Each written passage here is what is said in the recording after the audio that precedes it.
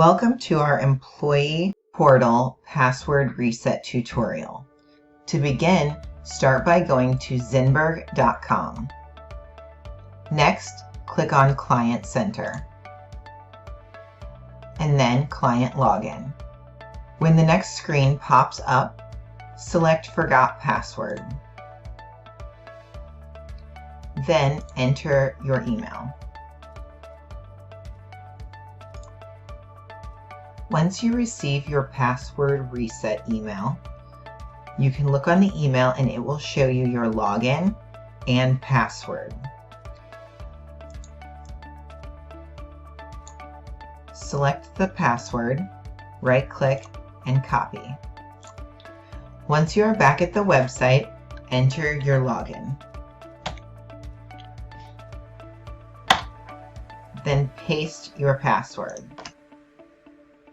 Then you're going to enter a new password. Select your new password. It needs to contain 8 characters, 1 uppercase, 1 lowercase, 1 letter, and 1 special character. Then hit change. Once your password has been changed, you'll need to enter your password and the login screen again.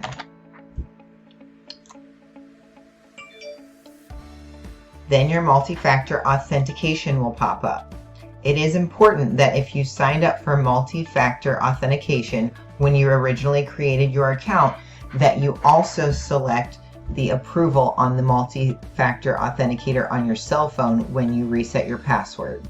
If for some reason you no longer have the multi-factor authenticator on your cell phone, you will need to download it before you can change your password. Once you have logged in and changed your password, you are in and you can access your W-4 information or check stubs.